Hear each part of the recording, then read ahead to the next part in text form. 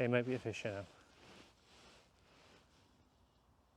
Yep, yep, yep, go on. Go on. Go on. Go on, take it. Go on, take it. What is up, guys? Welcome back to another fishing trip.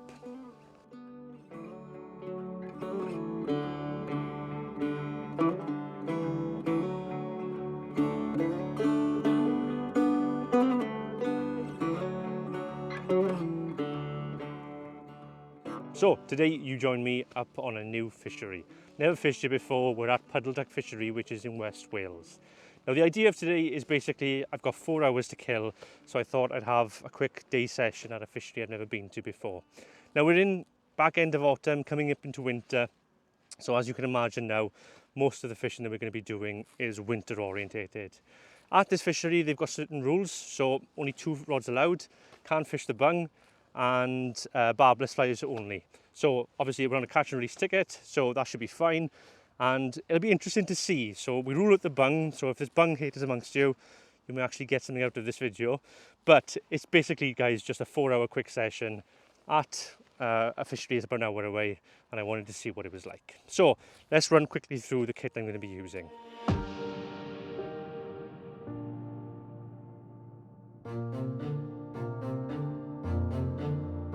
So I know nothing about this fishery in terms of its fish population, its depth, nothing.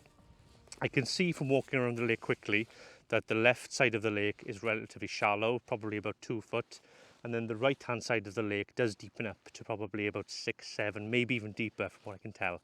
The water is gin clear.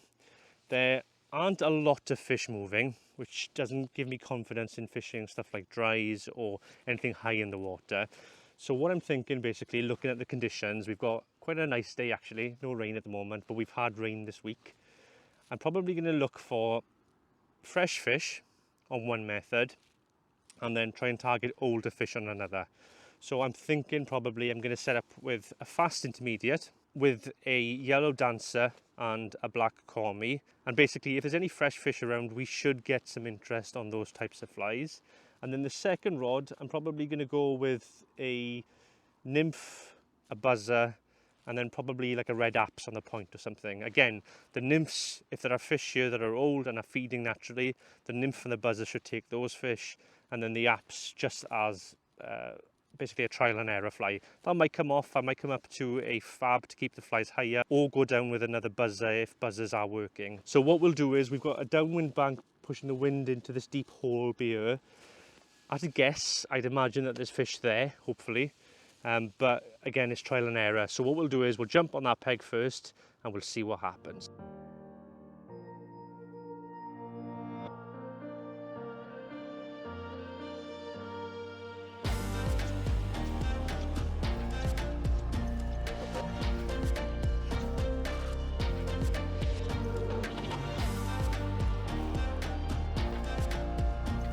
Right then, we're on our first part of the lake. Now if you look around you here, the lake itself isn't very big. I can see that the water's shallow on that side. I'm sorry if there's a bit of wind right now, but we picked the downwind bank, so I want to be fishing straight into this wind because hypothetically what should be happening in winter is that any fish that have come into the lake will be pushed straight down to this corner. Now it's not exact science, it might be wrong, but as a general rule you tend to find that that works. Now to my left, in the very shallow water, I have seen 3 or 4 fish moving, which is a good sign. It could mean that the fish are taking dries, but for now I'm going to concentrate for the first hour at least on this downwind bank.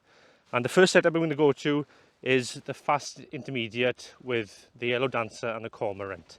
So I'm basically just going to quickly see if there are any fish that are relatively fresh or willing to chase that will come and have a look at this. If there's any fish that are in the top few feet of water, they'll come and inquire straight away. Now this water is gin clear. I can probably see for about a good 8 foot. So you might find now that going with a cat's whisker might be too bright on the first few casts.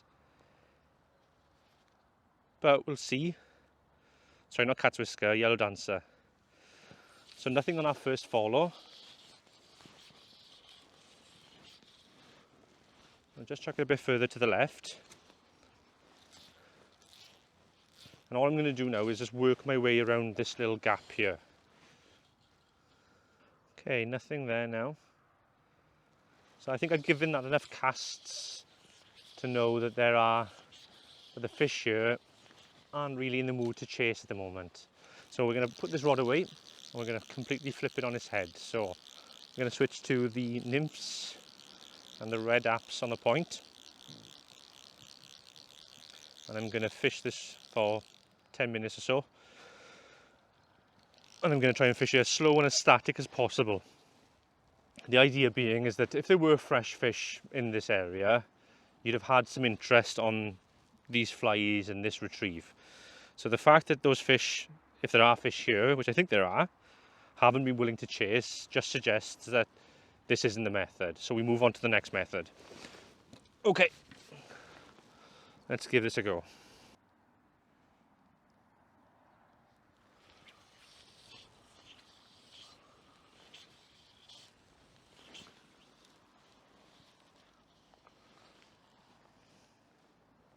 One, 2, 3, 4, 5. I think I had a bite there then.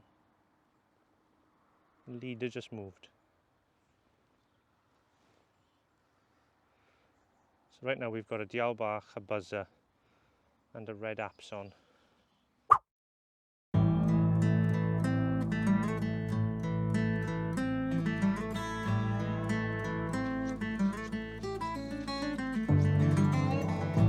So if you look out there, just off of the edge of that island, there must be about 4 or 5 or 6 fish moving. Right then, we've made our way around to the other side of the lake. It's very shallow here, and it's still a fair old cast.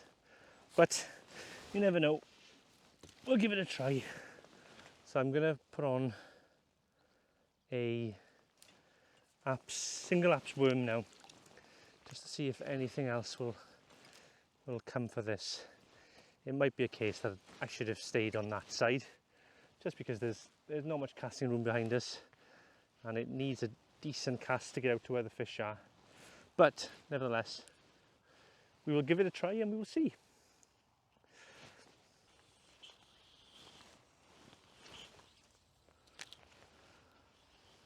Okay, might be a fish here now. Yep, go on. Go on. Go on. Go on, take it. Go on, take it. Yep, there you go. There you go. I had a feeling there now, basically, that by switching to an apps, as long as I could get it out to them, I'd have a good chance. And there you go. There's the first fish, look. Fantastic. There you go, look. Oh. We won't lift him out of the water for long. But there you are. Lovely. So we'll get him straight back now. There he goes. So it took us a little while, but we got our first fish. Now the idea is that I think that those fish, if you can get at them and you can present any fly at them confidently, they'll take. The issue is just the sheer distance. So if I'd have stuck with a 6-weight floater, I wouldn't have reached that fish at all. But I've switched across to the Sunray shooting head with a dry fly on, and then I've switched the other rod then to a 40 plus shooting head, fast intermediate basically. And now on the first cast where I landed the fly nicely in front of the fish, it resulted in a take. So let's see if we can do that a second time using the same method.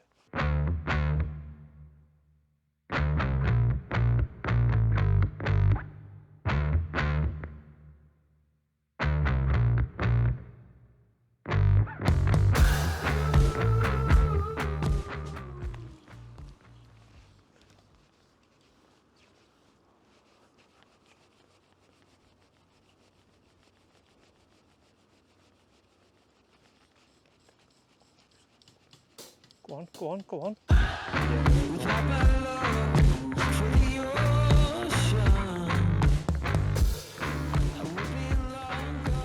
Swimming right at them over there.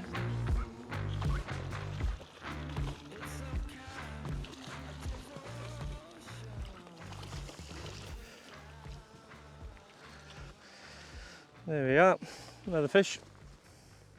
We'll get him straight back, look. There he goes.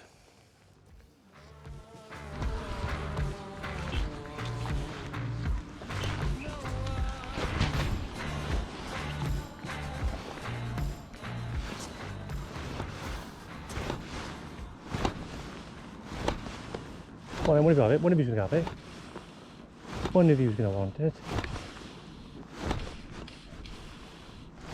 Go on. Yeah, there you go.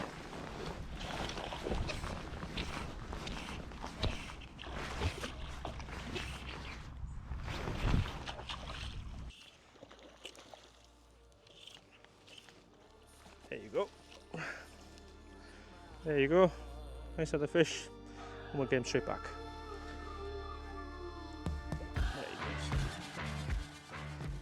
Okay, so that's the end of the session today, guys. As I mentioned, it was just a quick 4 hours at a new fishery to see how we would get on. So if you guys found this helpful at all, please give it a thumbs up. If you haven't subscribed already, please consider subscribing. My name is Rhys. Thank you for watching, and I will see you next week.